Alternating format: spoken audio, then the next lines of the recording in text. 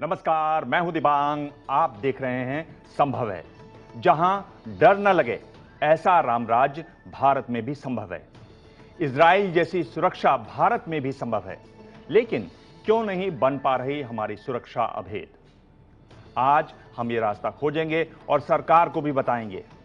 देश के गृह राज्य मंत्री किरण रिजिजू और पूर्व गृह सचिव आर.के. सिंह हमारे साथ होंगे सुरक्षा सलाहकार, सुरक्षा जानकार भी। लेकिन सबसे पहले आज के रामराज्य की बड़ी बातें। कैसे आया इजराइल में सुरक्षा का रामराज्य? राम राज्य शो में इस बार पड़ताल हुई सुरक्षा की। कहानी दिखाई गई पश्चिम एशियाई देश इजराइल की, जहां नागरिकों की सुरक्षा सबसे ऊपर है। इजराइल में अपने नागरिकों को सुरक्षित रखने की सोच है। लोगों को भयमुक्त रखने की कोशिश होती है। हमलों के बाद भी सड़क पर पुलिस नहीं दिखती। इजराइल के शहर बेहद शक्तिशाली कैमरों की जद में रहते हैं। इन कैमरों से निगरानी के लिए हर शहर में कमांड एंड कंट्रोल सेंटर होते हैं। कैमरों की निगरानी से अपराध पर अंकुश लगा। आतंकवाद को रोकने में बड़ी मदद मिली। तकनीक के सहारे हजारों कैमरों की मॉनिटरिंग की जाती है। किसी भी गड़बड़ी का फौरन अलर्ट मिलता है। बॉर्डर चेक पॉइंट्स पर सुरक्षा का जिम्मा स्निफर डॉग्स के हवाले है। बेहद खतरनाक और ट्रेन डॉग्स सूंघ कर बता देते हैं कि किस गाड़ी में संदिग्ध सामान या विस्फोटक है। इजराइल में सुरक्षा बल आधुनिक मशीनों से लैस है। दीवार के पार भी दुश्मन को देखने वाली मशीनें हैं। आतंकवाद के खिलाफ इजराइल कोई समझौता नहीं करता। अपने दुश्मनों को दूसरे देश में घुसकर खत्म करता है इजराइल। इजराइल में तो है कि 15 सेकंड के अंदर ही आदमी बंकर में चला जाता है सुरक्षा के लिए। तो हमारे यहाँ भी हो सकता है सब कुछ। ऐसा इंतजाम होना चाहिए, वो भी होना चाहिए। हमारे देश में भी राम राज्य बन सकता है जब हम सब पब्लिक, पॉलिटिक्स, नेता वगैरह सब मिलके एक शपथ लें कि हमने आतंकवादियों को हटाना ही है, तो जरूर होएगा।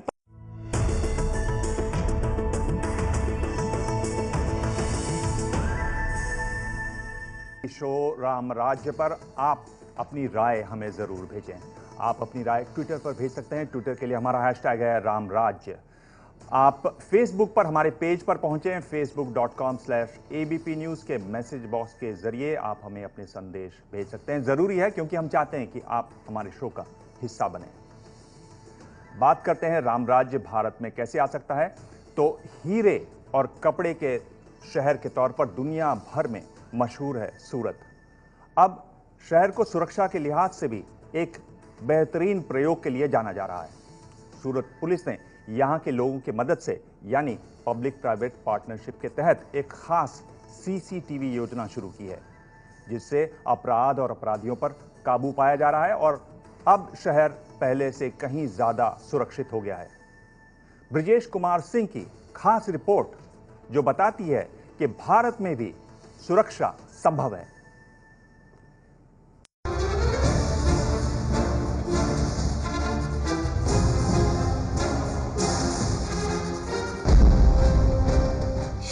हीरों का शहर सूरत है तीसरी आंख की निगरानी में। सूरत सबसे तेजी से बढ़ने वाले शहरों में एक है। जाहिर है कि सुरक्षा बड़ी चुनौती है और इस चुनौती से निपटने के लिए पूरे शहर में बिछाया गया है सीसीटीवी नेटवर्क। करीब 326 वर्ग किलोमीटर में फैले सूरत शहर की आबादी 55 लाख से भी ऊपर है। इस शहर ने आतंकवाद की मार भी झेली हुई है, लेकिन यहाँ पर प्रति 1 लाख पर महज 73 पुलिसकर्मी हैं। ऐसे में इस शहर को सुरक्षित बनाने के लिए लॉन्च की गई सुरक्षा सेतु परियोजना, जिसके तहत इस शहर के तमाम महत्वपूर्ण हिस्सों पर रखी जाती है तकनीकी निगाह। पुलिस ने सेफ सिटी सूरत मुहिम के तहत 2012 में सीसीटीवी का नेटवर्क खड़ा करने की सोची। बड़ी संख्या में उद्योगपति और कारोबारी भी मदद को आ गया है। जनवरी 2013 में 23 जगह पर 104 कैमरे लगाकर शुरुआत हुई। 2.5 साल में ही 109 जगहों पर 604 कैमरे लग चुके हैं। यह कमांड एंड कंट्रोल सेंटर जो कि सूरत पुलिस कमिश्नरेट के अंदर है, देखा जा सकता है। खास ये जीपीएस मैप जिस पर कि जो शहर के तमाम महत्वपूर्ण एंट्री और एग्जिट पॉइंट्स ही नहीं, जितने भी महत्वपूर्ण व्यावसायिक ठिकाने हैं, महत्वपूर्ण चौक चौराहे हैं, वो सारे के सारे सीसीटीवी कैमरे की जद में हैं। कैमरों की क्वालिटी और तस्वीरें भेजने की तकनीक ऐसी है कि हर शख्स या गाड़ी की पहचान आसानी से की जा सकती है। सबसे बड़ी खासियत ये है कि इसमें दुनिया की बेहतरीन तकनीक का इस्तेमाल किया गया है। मसलन यहाँ पर अगर यह हम वीडियो इंसिडेंट मैनेजमेंट सिस्टम देखें तो यह एक इजरायली तकनीक है। जो इसमें कैमरे लगाए गए हैं उनकी रेंज इतनी अधिक है कि वह 700 मीटर की दूरी तक अगर कोई भी कार जा रही है, कोई भी आदमी जा रहा है, उसकी साफ तौर पर पहचान कर सकती है। हम इस फेस डिटेक्शन तकनीक की बात करें जिसका यहाँ इस्तेमाल किया जा रहा है, ये वही तकनीक है जब अमेरिका में बोस्टन बॉम्बिंग हुई थी और उससे जुड़े अपराधियों को पकड़ना था तो उस तकनीक का इस्तेमाल किया गया था और यही तकनीक यहाँ पर सूरत में इस कमांड एंड कंट्रोल सेंटर में मौजूद है। वीडियो मैनेजमेंट सिस्टम के अलावा automatic number plate recognition, facial recognition और ऑटोमेटिक स्पीड डिटेक्शन तकनीक भी इस सेंटर में है। साथ में शहर की GIS मैपिंग यानी हर गली और मकान की लोकेशन, कहीं भी अपराध होने पर कैमरे से कंट्रोल रूम में अलर्ट मिल जाता है। अगर कहीं कुछ संदिग्ध सामान पड़ा है या भीड़ इकट्ठा है तो भी कंट्रोल रूम को अलर्ट मिल जाएगा। CCTV नेटवर्क से न सिर्फ अपराधी पकड़े जा रहे हैं बल्कि अपराध का ग्राफ भी गिरा है। सूरत पुलिस के मुताबिक CCTV वाले इलाकों में पहले के मुकाबले 27% कम अपराध हुए हैं। जिस एरिया में ये कैमरा लगे हुए हैं उन एरियाज में इस टाइप के जो क्राइम है एकदम या तो जीरो पे आ गए हैं या बहुत नेग्लिजिबल हैं, और जो क्राइम कमिट भी होते हैं वो इन कैमरास की वजह से वो डिटेक्शन में हमें काफ़ी मदद मिली है। सेफ सिटी सूरत प्रोजेक्ट पर 33 करोड़ रुपए खर्च किए जा चुके हैं, जिसका बड़ा हिस्सा सूरत के लोगों की तरफ से दिया गया है। अगले 5 साल में शहर में 5000 कैमरों का जाल बिछाने की योजना है। प्लेटफॉर्म ऐसा तैयार किया गया है कि इसमें पुलिस के अलावा जो दूसरे डिपार्टमेंट्स हैं गवर्नमेंट के वो भी इसको उपयोग कर सकें। फॉर एग्जांपल ये सिस्टम है, ये सर्वेलांस के लिए भी है, ट्रैफिक मैनेजमेंट के लिए भी है, डिज़ास्टर मैनेजमेंट के लिए भी है और पोल्यूशन सेंसर्स के थ्रू पोल्यूशन कंट्रोल के लिए भी है। जब से CCTV नेटवर्क का ये सेंटर चालू हुआ है 1 मिनट के लिए भी ये खराब नहीं हुआ है और यही वजह है कि शहर के लोग भी इसका फायदा खूब समझ रहे हैं। इसकी वजह से क्या हुआ है कि 24/7 कभी देर रात के भी कोई केसेस हो, अर्ली मॉर्निंग के भी केसेस हो, कभी के भी केसेस हो, वो सभी इधर रिकॉर्ड होते हैं और पुलिस को उनकी कामगारी के लिए उसमें काफ़ी अहमियत मिलती है। CCTV कैमरा ट्रैफिक रूल्स के लिए और असामाजिक तत्वों की जो गैर रीति है उसमें बहुत उपयोगी है। हम महिला घर से बाहर निकलते हैं तो फिर कोई हमारे साथ छेड़छाड़ी करता है और शहर पे कोई भी क्रिमिनल्स भाग नहीं पाता है, कोई भी गैर कानूनी जो धंधा करता है उन सब वो CCTV कैमरा में कैद हो सकता है। जाहिर है यह प्रयोग जो है वह सुरक्षा के लिहाज से एक उम्मीद जगाता है कि भारत में भी इस तरह की चीजें संभव है। तो सूरत से ब्रजेश की रिपोर्ट बता रही है कि सुरक्षा संभव है, भारत में भी संभव है। यहाँ इजराइल की VCA यानी जो हमने देखा वीडियो कंटेंट एनालिसिस टेक्नोलॉजी है, तो बोस्टन बॉम्बिंग के दौरान इस्तेमाल की गई, जांच के दौरान इस्तेमाल की गई जापान का फेसबुक डिटेक्शन सिस्टम भी है। हमारे साथ खास मेहमान हैं इस समय RK सिंह, पूर्व गृह सचिव, सतपाल सिंह जी जो कमिश्नर रहे हैं मुंबई के, और केंद्र में गृह राज्य मंत्री किरण रिजिजू।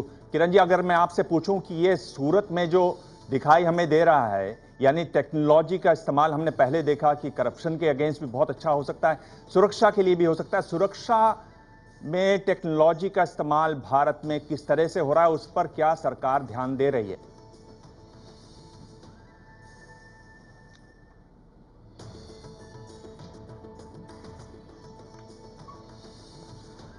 सबसे पहले तो मैं आपको कहना चाहता हूं कि जैसे सूरत का कार्यक्रम अभी आपने जो दिखाया पुलिस का बंदोबस्त, ऐसे ही दिल्ली और बहुत सा जो मेट्रोपॉलिटन सिटीज़ है हिंदुस्तान में, उसके लिए काफ़ी व्यवस्था जो किया है वो लोगों को बताने लायक है। सक्सेस स्टोरी है हमारे पास और हमारे पास कुछ खामियां भी है। तो इस वक्त मैं ये कहना चाहता हूं कि हम लोग जब सरकार में आए तो हमने सबसे पहले जानने का कोशिश किया कि हम हिंदुस्तान में किस किस चीज़ में हम अभी तक विफल रहा है, चाहे वो पुलिस मॉडर्नाइजेशन के प्रोसेस में हो, जो मॉडर्न जो इलेक्ट्रॉनिक गैजेट्स वगैरह हाई टेक जो इस्तेमाल करने के बाद होता है, कहाँ कमियां रही हैं। तो काफ़ी कमियां तो पाए हैं, साथ साथ में बहुत सारा काम भी जिसमें हम आगे बढ़ा है ऐसा भी पाया है। तो सबसे पहले हमने ये कोशिश किया कि जो लेटेस्ट टेक्नोलॉजी अवेलेबल है दुनिया में, वो हिंदुस्तान में हमारा सिक्योरिटी एजेंसीज के हाथ में, और आम जनता उस टेक्नोलॉजी को कैसे इस्तेमाल हो, इसका सबसे पहले हम लोगों ने ध्यान दिया। और आपको बीती जो 1 साल में देखने को मिलेंगे कि बहुत सारे जगह में जो कोई छोटा मोटा चेन खींचने से लेकर के बड़ा टेरर अटैक का बहुत सारा घटनाएं को सक्सेसफुली हम लोगों ने सॉल्व किया है, उसको पकड़ा है, अंजाम तक पहुंचाया है।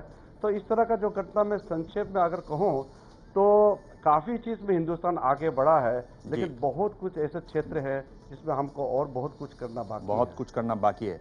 ठीक है, हमारे साथ पास ढेरों SMS आ रहे हैं। आप भी सोशल मीडिया, ट्विटर और फेसबुक पर हमें संदेश भेज सकते हैं। ये संदेश आया है, ये कृष्ण कुमार हैं और कृष्ण कुमार लिख रहे हैं कि भ्रष्टाचार खत्म कर धन का सही उपयोग किया जाए तो सब संभव है। सही उपयोग करना है, भ्रष्टाचार को भी खत्म करना है पूरा, तो काम मुश्किल है।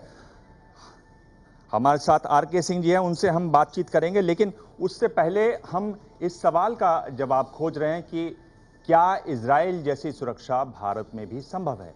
तो इसमें हम मुंबई में जो 26/11 का आतंकी हमला हुआ था उसको भूल नहीं सकते।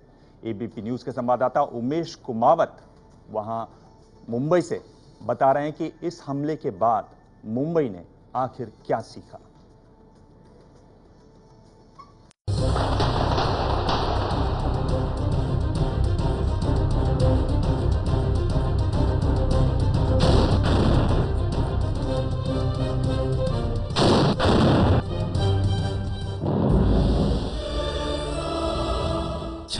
नवंबर 2008 देश पर सबसे बड़े आतंकी हमले की तारीख।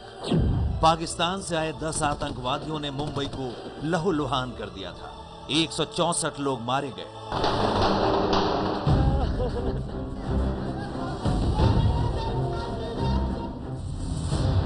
चार दिन लग गए देश की सुरक्षा एजेंसियों को आतंकवादियों पर काबू पाने में। 9 आतंकवादी मारे गए और एक आतंकवादी अजमल आमिर कसाब पकड़ा गया, जिसे फांसी हो चुकी है। 2008 के इस हमले के बाद सबसे बड़ा सवाल उठा मुंबई की सुरक्षा पर। सवाल उठा कि अगर फिर ऐसा हमला हुआ तो क्या हम उससे निपट सकेंगे।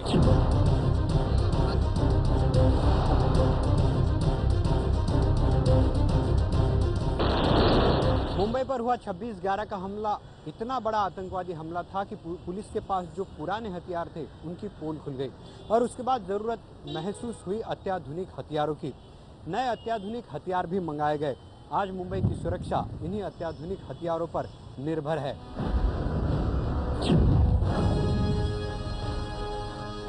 छब्बीस 11 हमले में पुलिस के पुराने हथियारों की पोल खुली तो फौरन ही नए हथियार मंगाए गए। यह है वो हथियार, अमेरिकी और जर्मन तकनीक की पिस्टल, राइफल सहित लॉन्चर तक खरीदे गए। Whatever the experts have suggested, all that equipment is being given to them and they have it. And they are undergoing training as of now. 26/11 के हमले तक इस तरह के आधुनिक हथियार और गाड़ियां मुंबई पुलिस के पास नहीं थी। यही वजह है कि एक ही हमले में मुंबई पुलिस के 3 जाबाज अफसर हेमंत करकरे, अशोक कामटे और विजय सालस्कर शहीद हो गए थे। लेकिन अब इन आधुनिक हथियारों पर मुंबई की सुरक्षा निर्भर है।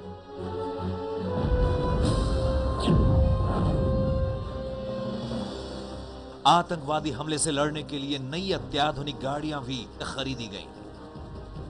ये वो गाड़ियां हैं जो आज होटल ताज से लेकर रिजर्व बैंक और शेयर बाजार जैसी इमारतों के बाहर खड़ी दिखाई देंगी।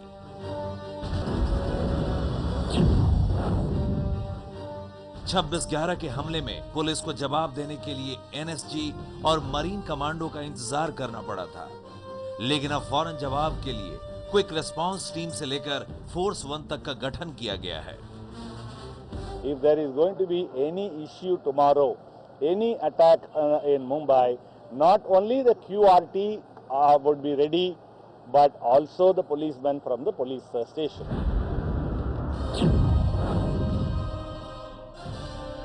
26/11 के बाद एक और बड़ा बदलाव मुंबई में दिखा। वो ये कि जगह जगह सड़कों पर CCTV लगाए गए, लेकिन इन्हें लगने में काफी वक्त लगा।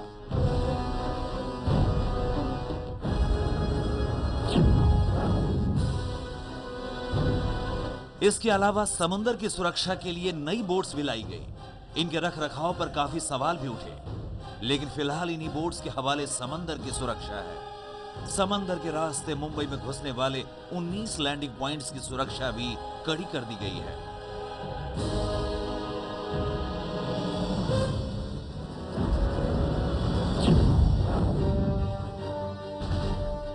लेकिन सच ये भी है कि तमाम तैयारियों के बाद भी 26/11 के 3 साल बाद 2011 में मुंबई को आतंकवादियों ने फिर दहला दिया था। 3 जगहों पर ब्लास्ट किए गए, मुंबई की सुरक्षा फिर भेज दी गई थी। सवाल अब भी यही है कि क्या मुंबई की सुरक्षा फुल प्रूफ है? जी हाँ, और आप लोग लगातार एसएमएस भेज रहे हैं, इसका सबूत हमारे पास है। संभव है ट्रेंड कर रहा है इस समय ट्विटर पर। हमारे साथ खास मेहमान किरण रिजिजू हैं, आरके सिंह हैं और सतपाल सिंह जी हैं। सतपाल सिंह जी, आप मुंबई के पुलिस कमिश्नर रहे। मैं आपसे पूछना चाहता हूं कि इतना बड़ा हमला हुआ मुंबई में, 3 बड़ी बातें सतपाल जी कौन सी रहीं जो वहां पुलिस ने सीखी, हमने सीखी मुंबई में जो हमला हुआ उससे? 3 बातें संक्षेप में।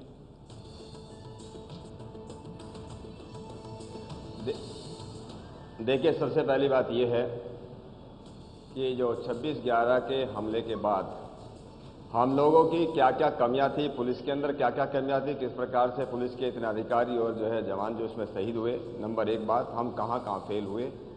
हमारी जो जैसे आपने पहले कहा कि हम लोग एनएसजी का वेट करते रहे, मरीन कमांडोज का वेट करते रहे, इसलिए सबसे पहला काम पुलिस ने ये किया कि वहाँ फोर्स 1 का निर्माण किया गया। हमारा क्विक रिएक्शन टीम बनाया गया, लेकिन केवल मात्र इससे सुरक्षा नहीं हो सकती। या जैसे आप इतना आज टेक्नोलॉजी पर इतना जोर दे रहे हैं कि सीसीटीवी हो जाएगा, सीसीटीवी की जरूरत है, और 2008 के बाद हमको अभी उसमें 7 साल लगे, आज तक अभी लगे नहीं है उसमें। अभी डिसीजन हो गया, निर्णय हो गया, लग जाएंगे। उसके अलावा हम लोगों ने क्या किया कि मुंबई शहर के अंदर जो पोटेंशियल टारगेट्स हो सकते हैं, और potential target more than 550 targets हम लोगों ने आइडेंटिफाई किए, और वहाँ पर जो हमारा जो जिसको हम स्टेक होल्डर्स बोलते हैं, वहाँ पब्लिक है, दुकानदार हैं, रेजिडेंट्स हैं, वो कौन कौन लोग हैं, उनको हम कैसे उसमें बोले, क्या क्या सावधानियां रखें और कैसे हमारा वो इन्फॉर्मेशन नेटवर्क बने।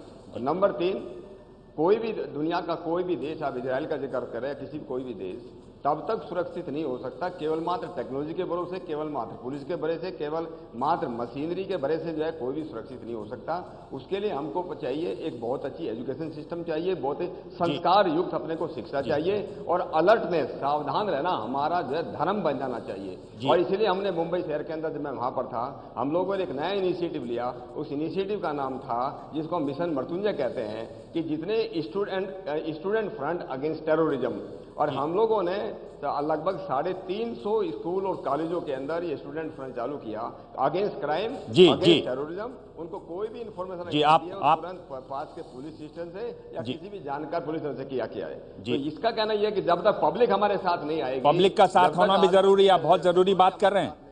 आप हम लोग जागृत नहीं होंगे।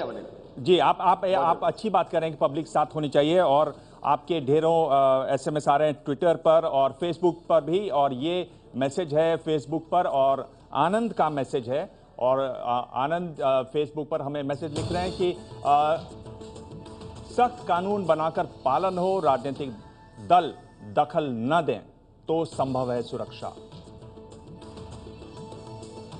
हमारे साथ इस समय आरके सिंह जी हैं, पूर्व गृह सचिव हैं, बीजेपी के सांसद हैं, हाल ही में अलग अलग कारणों से खूब खबर पे भी रहे। हम वहां नहीं जाएंगे आज, क्योंकि आज हम बात कर रहे हैं सुरक्षा की। सिंह साहब, ये जो बात हो रही है सीसीटीवी की, टेक्नोलॉजी की, हमने देखा कि हमारे यहाँ पर सीसीटीवी को लोग रिकॉर्डर की तरह इस्तेमाल करते हैं कि सीसीटीवी में आपके पास तस्वीरें आ गई, फिर आप उसको खंगालते हैं और फिर ढूंढने जाते हैं। इजराइल में हम देखते हैं कि लाइव रियल टाइम यानी सीसीटीवी पे दिखाई दे रहा है, और वहां पुलिस वाले पहुंचे, उनको धर दबोचा, पकड़ लिया। ये यहाँ क्यों नहीं हो रहा? एक बड़ी वजह आपको क्या लगती है इसकी? नहीं, ये बात नहीं है कि इसको हम लोग एक रिकॉर्डर की तरह से ही देखते हैं। यहाँ दिल्ली में कई जगह सीसीटीवी लगे हैं, और कंट्रोल रूम है जहाँ पर कि विभिन्न जगहों से फीड स्क्रूटनाइज किया जाता है। इंसिडेंट रिपोर्टिंग सिस्टम का भी जो सॉफ्टवेयर है वो कहीं कहीं लगा हुआ है। पार्लियामेंट हाउस में जो हमारा कंट्रोल रूम है उसमें इंसिडेंट रिपोर्टिंग सिस्टम है जी। और दिल्ली में और कुछ शहरों में इस प्रकार के सिस्टम्स बिल्डअप करने के लिए भारत सरकार ने इनिशिएटिव लिया।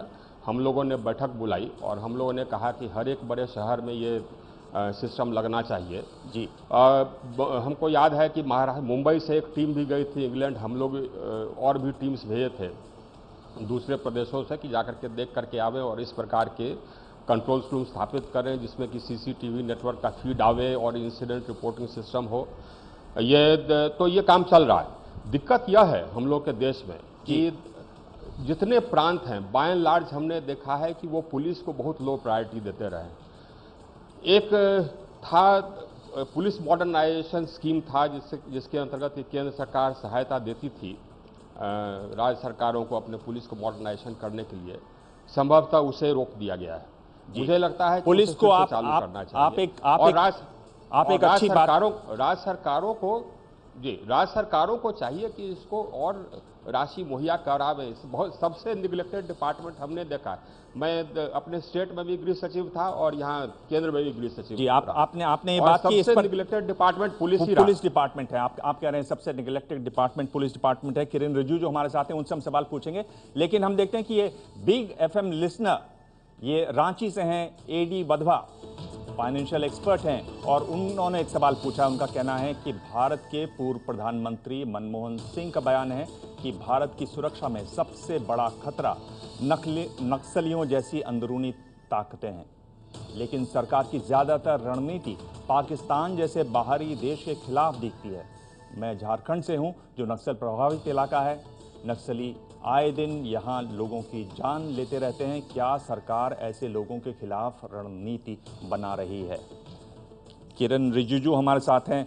किरण जी, ये तो एक सवाल है, पर मैं आपसे जो जानना चाहता हूं वो ये है, जो सतपाल जी ने जिस तरफ इशारा भी किया, हम ये देख रहे हैं कि यहाँ कोई भी साजो सामान खरीदना हो सुरक्षा का, उसमें बड़ा समय लगता है। टेंडर होता है, 2-2.5 साल में वो सामान आता है। जब तक यहाँ हमारे जवान सीखते हैं 3-3.5 साल उसमें लग जाते हैं। इस बीच में पता चला बाजार में कोई नई ताज़ा टेक्नोलॉजी आ गई। ऐसा क्यों नहीं होता कि इस खास ग्रुप्स को हम ये अनुमति दे दें कि आप जाइए, सीधे टेंडर छोड़िए, सामान लीजिए और ट्रेनिंग करिए, देश की सुरक्षा कीजिए? इसमें कहाँ मुश्किल आती है?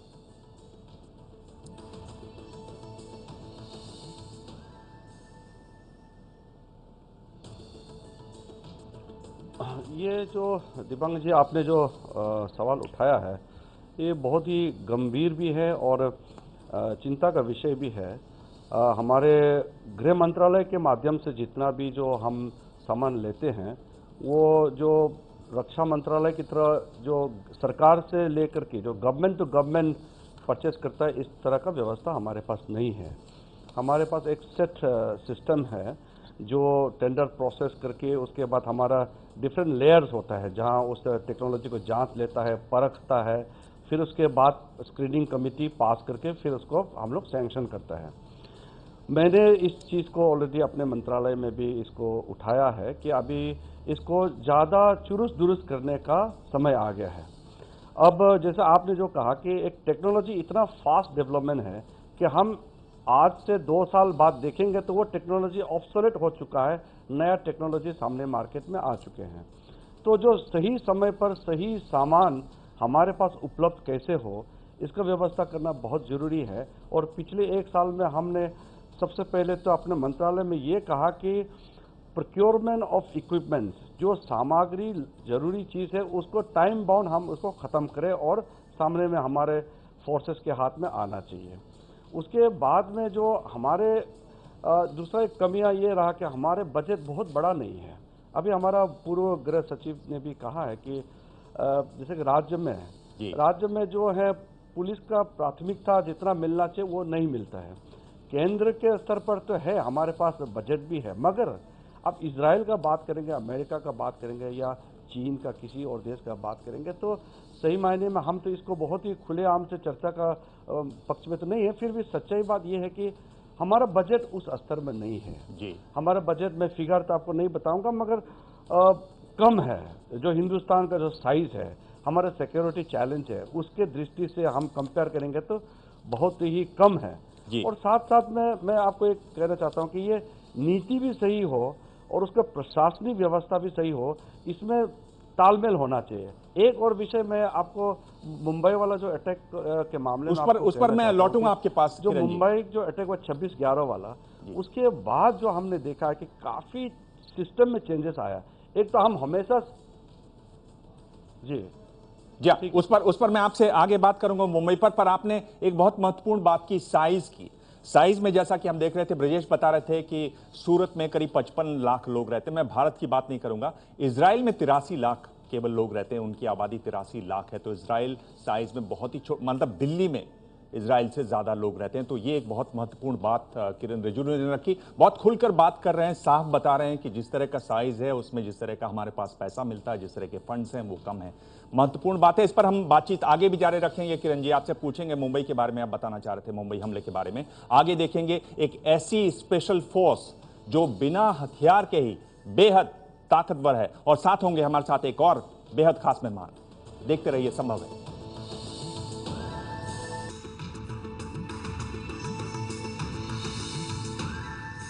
आप देख रहे हैं संभव है और हमारे साथ बेहद खास मेहमान सभी बने हुए हैं। प्रवीण स्वामी खास मेहमान हमारे साथ जुड़ गए हैं, सुरक्षा मामलों के बेहद खास जानकार हैं। सवाल है कि क्या इजराइल जैसी सुरक्षा भारत में भी संभव है? स्निफर डॉग से देश की सुरक्षा कैसे हो सकती है, ये हमने आज इजराइल की कहानी में देखा, राम राज्य में देखा। हमारे देश में भी बेहतरीन डॉग स्क्वाड हैं। ताहिरा भसीन बता रहे हैं कि आखिर उन्हें तैयार कैसे किया जाता है।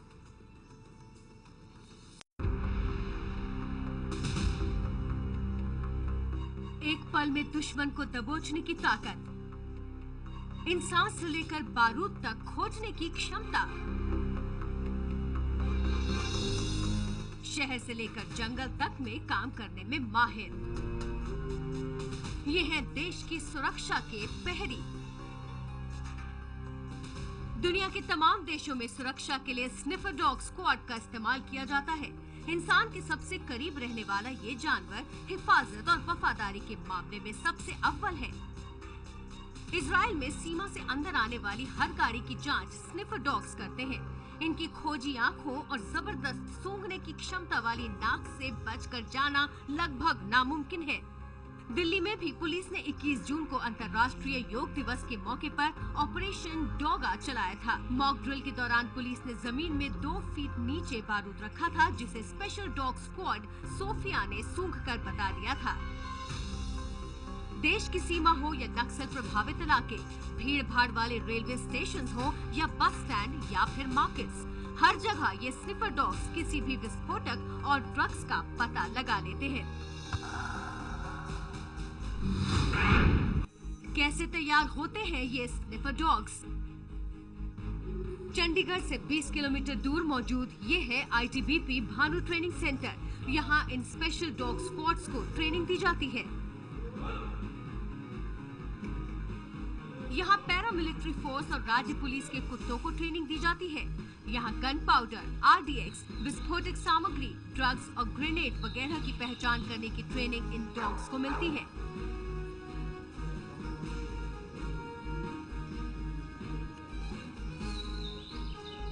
नक्सल प्रभावित इलाकों में भी इन डॉग स्क्वाड्स ने बेहतरीन काम किया है।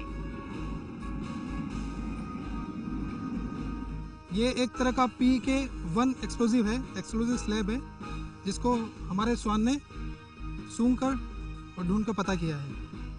बॉर्डर गार्डिंग और आंतरिक सुरक्षा के साथ साथ नक्सली प्रभावित क्षेत्रों में भी इन डॉग्स की भूमिका बेहद प्रभावशाली है। ये स्वान संदिग्ध आदमी से लेकर बारूद तक हर किसी को डिटेक्ट करने में सक्षम है और इसके लिए बेशक शाबाशी के भी ये हकदार हैं। ये डॉग स्क्वाड नार्कोटिक्स यानी ड्रग्स की पहचान करने के लिए विशेष तौर पर तैयार किए जाते हैं। डॉग मेरी ने अपना काम कर दिया है और डॉग मेरी अपने मास्टर को भौंककर सिग्नल दे रही है कि इसी आदमी के पास नार्कोटिक छुपा हुआ है।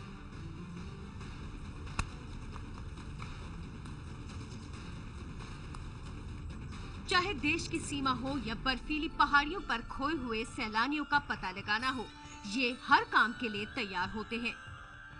We also train the dog in avalanche rescue, जो उसके एवलांच में नीचे दब गया है तो उसकी भी एक ट्रेनिंग दी जाती है जो एल्टीट्यूड में काम आता है।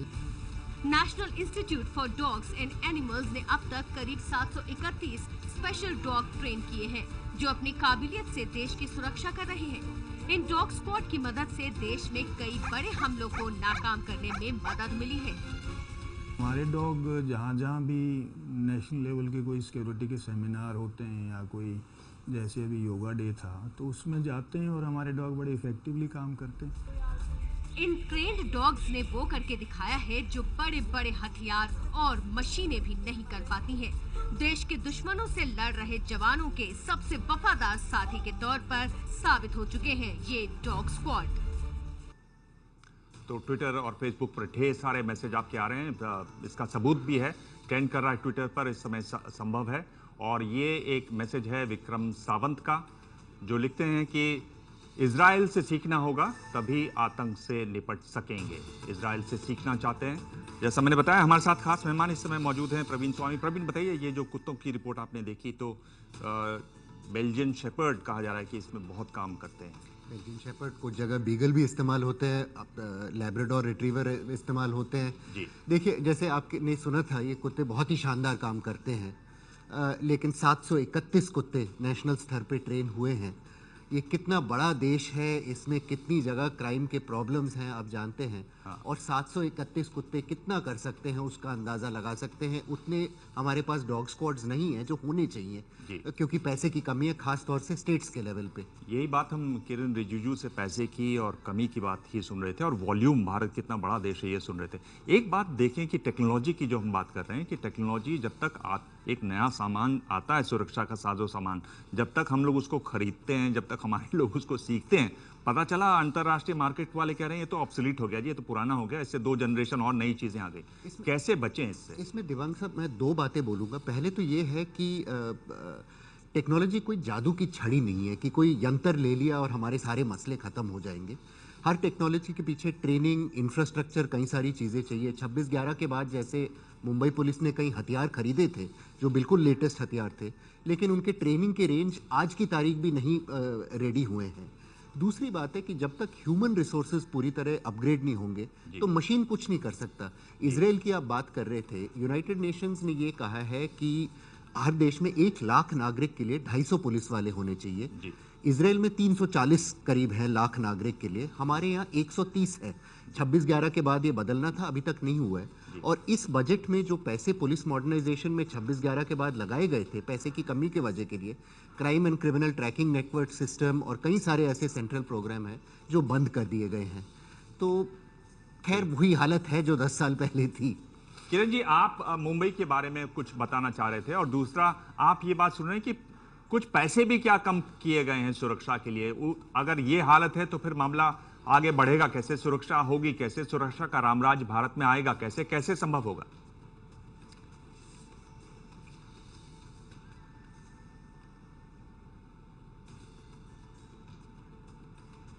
जी, सबसे पहले तो जैसे जब मुंबई का घटना हुआ, हम सब ने देखा, वो क्या महसूस हुआ देश वालों को? ऐसा लगा जैसे हेल्पलेसनेस, हम बेसहाय हो गए, कुछ नहीं कर पाया। ऐसा महसूस क्यों हुआ? आप वो गहराई में जब जाएंगे तो ये आपको पता चलेगा कि उस समय हमारे पास कोऑर्डिनेशन में इतना कमियां रही हैं कि कैसे रेस्पॉन्ड करें। वह ज़मीनी पर हमारे जो फोर्सेस है वहाँ राज्य के पुलिस के, उसके सुरक्षा कवच, उसको जो प्रोटेक्शन है, उसका कमियां से लेके के हाईएस्ट लेवल तक एनएसजी को वहाँ कैसे लेके आना है, उतना तक का आप सोचिए इतना बड़ा कमियां हमारे देश में रहा है। इसलिए उस चीज़ को सबसे पहले, उसके बाद जो हमने देखा है और अभी हमने जिस चीज़ को जोड़ दिया है कि टॉप लेवल में इंटेलिजेंस एजेंसी जितना भी हमारे देश में है, सबके बीच में एक लाइव कांटेक्ट संपर्क रहे। जो मल्टी एजेंसी सेंटर है जिसका मैक कहते हैं और राज्य में स्मैक कहते हैं, स्टेट मल्टी एजेंसी सेंटर, उसमें परस्पर आपस में कितने चुरुस दुरुस से एक लाइव कांटेक्ट रहे, शेयरिंग इंटेलिजेंस रहे, वो बहुत जरूरी चीज होता है। जी तो इसलिए उसके बाद जो मैंने देखा है अभी पिछले 1 साल में, खास करके इंटेलिजेंस शेयरिंग में बहुत बदलाव आया है। और उसके बाद में जो तुरंत जो रिएक्शन जो होता है, जो हम लोग जो काउंटर ऑपरेशन जो करते हैं, या उसके हम जो टोटल रिस्पॉन्स जो हमारे पास टीम जो बनाया होता है काउंटर रिस्पॉन्स के लिए, उसमें बहुत इजाफा हुआ है। वो मैं इसलिए कह सकता हूं कि मैंने खुद अभी जो महसूस किया कि अभी कोई भी घटना में जो हमारा रेस्पॉन्स जो होता है उसमें बहुत ही फास्ट हुआ है। रेस्पॉन्स टाइम आप कह रहे हैं कि फास्ट हुआ है। किरण जी, ये एक आप एक बड़ी बात बता रहे हैं कि रेस्पॉन्स टाइम कम हुआ है, महत्वपूर्ण बात है। हमारे पास सतपाल सिंह जी भी हैं। सतपाल सिंह जी, क्या आपको लगता है, अगर आपसे पूछूं एक बड़ी बात जो हमको तुरंत करनी चाहिए जो की नहीं जा रही है, जो आप सरकार को सलाह दे सकें? समय कम है, एक बड़ी बात कौन सी हो सकती है आपकी तरफ से?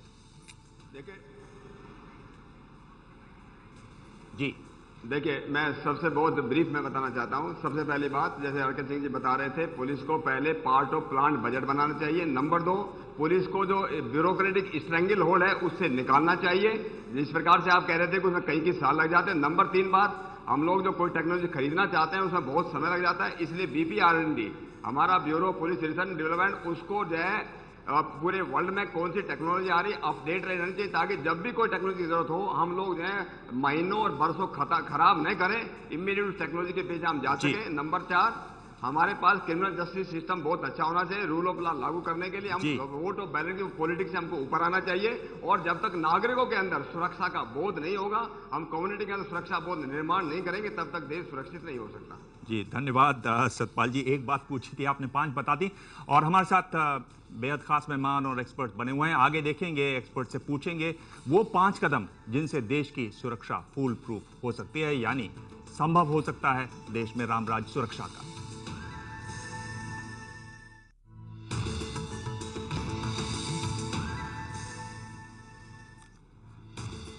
आप देख रहे हैं संभव है लगातार ट्विटर पर ट्रेंड कर रहा है। पिछले 45 मिनट से हम इस सवाल का जवाब खोज रहे हैं कि क्या भारत में इजराइल जैसी सुरक्षा संभव है। सभी खास मेहमान हमारे साथ बने हुए हैं। शुरू करते हैं प्रवीण आपसे। आपको क्या लगता है कि 3 बड़ी चीजें भारत को इजराइल से तुरंत क्या ले लेनी चाहिए, और 3 बड़ी खामियों से शुरू करें संक्षेप में? नंबर 1, हमारे पास ट्रेनिंग की सुविधा नहीं है। भारत में शायद एक भी पुलिस एकेडमी नहीं है जो अंतर्राष्ट्रीय स्तर का है, और कोई अधिकांश स्टेटों में देखें तो पुलिस की ट्रेनिंग की सिलेबस अंग्रेज़ों के ज़माने से कोई खास बदली नहीं है। दूसरी बात, इजराइल में आप देखेंगे कि पुलिस वाले की इज्जत है, तनख्वाह अच्छी है, रिक्रूटमेंट के स्टैंडर्ड्स अच्छे हैं। हमारे अधिकांश स्टेट्स में पुलिस अभी भी अनस्किल्ड लेबर के कैटेगरी में आता है। दिन में 18-20 घंटे लोगों से काम कराया जाता है। एक हाथ पे हम कह रहे हैं कि टेक्नोलॉजी और स्टैंडर्ड्स चाहिए, और दूसरे पे लोगों को बिल्कुल मैन्युअल लेबर जैसे इस्तेमाल कर रहे हैं। तीसरी बात जो सबसे ज़रूरी है कि हमारे डेफिसिट्स ख़त्म हो। इजराइल में, जैसे मैं कह रहा था, हर लाख आबादी के लिए 340 ट्रेंड अच्छे पुलिस वाले हैं। यूनाइटेड नेशंस का कहना है कि कम से कम 250 होने चाहिए, हमारे यहाँ 130 है। ज़रूर ये मैं मानता हूँ कि टेक्नोलॉजी एक बहुत ज़रूरी चीज़ है, आधुनिक टेक्नोलॉजी आनी चाहिए, लेकिन मशीन कोई जादू की छड़ी नहीं है। अगर आदमी को ड्राइविंग ना सिखाओ तो चाहे उसे मर्सिडीज़ दे दो या फेरारी दे दो, वो गाड़ी को चला नहीं पाएगा। और हकीकत यह है कि हमारे यहाँ हालत यही है, एक अनस्किल्ड पुलिस फोर्स है, वो ये काम नहीं कर सकती जिससे हम इसे कराना चाहते हैं। जी हमारे साथ खास मेहमान सभी जुड़े हुए हैं, और ढेरों मैसेज आ रहे हैं। ये ट्विटर पर मैसेज है, ये हम आपको बताते हैं, लेकिन हमारे साथ RK सिंह साहब भी जुड़े हुए हैं, उनसे हम बात करेंगे। ट्विटर पर जो मैसेज है प्रकाश का है, कह रहे हैं कि नेता, कर्मचारी, मीडिया ईमानदारी से काम करें तो सब संभव है, सुरक्षा भी संभव है, मीडिया को भी काम करना बहुत ज़रूरी है। प्रवीण, ये आपके लिए है खासतौर पर। और हम लोग चलते हैं RK सिंह साहब, आपको क्या लगता है कि 3 ऐसी चीज़ें कौन सी करनी चाहिए कि हम भारत को सुरक्षित भारत बना सकें? देवांग जी, अलग अलग पहलू है, ये 2 या 3 में नहीं ये सिमटेगा। एक पहलू है आतंकवाद से लड़ना, जिस पर कि आप फोकस कर रहे थे। दूसरा पहलू है क्राइम जी, और ये अलग अलग स्पेशलाइजेशंस हैं। हम लोग के यहाँ एक दिक्कत यह है कि हम लोग अपने यहाँ पुलिस में स्पेशलाइजेशन की ओर हम लोगों ने ध्यान नहीं दिया। अगर आप ये टेररिस्ट इंसिडेंट रिस्पांस की बात करते हैं तो वो एक स्पेशलाइज्ड फंक्शन है, उसके लिए अलग ट्रेनिंग है। अगर क्राइम डिटेक्शन की बात और इन्वेस्टिगेशन की बात करते हैं तो वो अलग स्पेशलाइजेशन है, उसके लिए अलग ट्रेनिंग है, अलग ट्रेनिंग होनी चाहिए। तो ये स्पेशलाइजेशन पर हम लोग को और ध्यान देना होगा। दूसरी बात यह है कि हम लोग के यहाँ जो सेंट्रल गवर्नमेंट के एजेंसीज हैं वो कॉम्पिटेंट हैं, अच्छा काम करती हैं, लेकिन स्टेट गवर्नमेंट में जो इंटेलिजेंस एजेंसीज हैं जिसको स्पेशल ब्रांचेस कहते हैं उसको स्ट्रेंथन करने की जरूरत है। उनकी हालत ठीक नहीं है। पहले ज्यादा प्रोफेशनल थी, अब उनका प्रोफेशनलाइजेशन कम हो गया है। ये आतंकवाद की बात करें तो आतंकवाद में पहली बात होती है कि आपके देश में एंट्री कैसे करता है जी, उस पर कुछ कार्रवाई हुई है और कुछ कार्रवाई होनी बाकी है जी। एक तो कोस्टल सर्वेलेंस सिस्टम हम लोगों ने मजबूत किया, उसके डिटेल्स मैं नहीं दूंगा, वो क्लासिफाइड है जी। लेकिन अभी जो कोस्टल सर्वेलेंस सिस्टम हम लागू कर रहे हैं वो बहुत इफेक्टिव है। उसके साथ साथ जो जितने हमारे बोट्स हैं या शिप्स हैं सब पर ट्रांसपॉन्डर्स फिट कर रहे हैं ताकि कोई भी बोट या शिप नहीं आ जाए। कोस्टल सर्वेलेंस सिस्टम और कोस्टल प्रोटेक्शन के लिए हम लोग काम कर रहे हैं जी। और लेकिन हमारे लैंड बॉर्डर्स में कुछ गैप्स हैं, जैसे नेपाल के साथ हमारा बॉर्डर ओपन है जी, वो एक गैप है जिसको जी पोरस बॉर्डर है, उसको क्लियर करना होगा। आर के सिंह जी, मैं आपके पास, मेरे पास समय बहुत कम है, मैं आपको बीच में रोक रहा हूं, मैं समय बहुत कम है। किरण हमारे साथ हैं। किरण रिजिजू, आप बहुत खुलकर बात कर रहे हैं, साफ गोई से बात कर रहे हैं, बड़ा विश्वास बनता है जब आप कोई भी नेता इस तरह से बात करते हैं। मैं आपसे पूछ रहा हूं कि 3 कदम आप कौन से उठा रहे हैं और मुश्किलें क्या आ रही हैं आपको?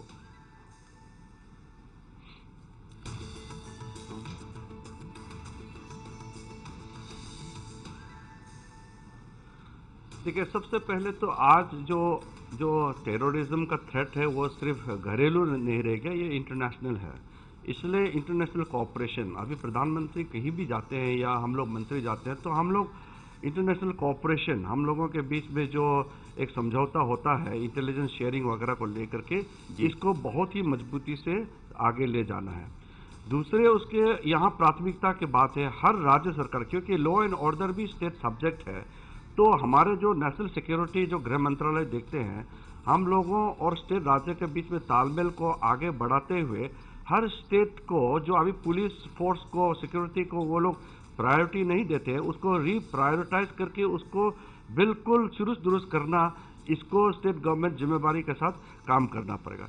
तीसरा यहाँ टेक्नोलॉजी और ट्रेनिंग के बात है कि टेक्नोलॉजी सामने में आए और उसको बिल्कुल ट्रेन, ह्यूमन बीइंग का जो रिसोर्सेज होता है वो ट्रेनिंग से आगे आता है, तो ट्रेनिंग पे जोर दिया जाए और लेटेस्ट टेक्नोलॉजी को हम अपनाएं तो हमारे इसमें बहुत सा इसमें काम जो है करने में आसान होगा।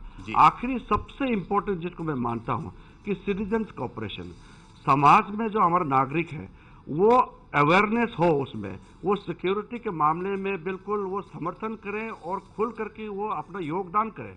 अगर ये चीज रहेंगे तो समाज को सुरक्षित रखने में बहुत काम आएगा, क्योंकि सरकार क्या होता है वो एक समाज से ही जो आगे आकर के हम सरकार बनाते हैं, तो सरकार कोई अलग चीज नहीं होता है। जी समय जो एजेंसीज है, समय इतना ही है। किरण रिजिजू जो बात कर रहे हैं वो उनमें से कुछ वही बातें थी जो हमने प्रवीण स्वामी से भी सुनी। आप सबका बहुत बहुत धन्यवाद।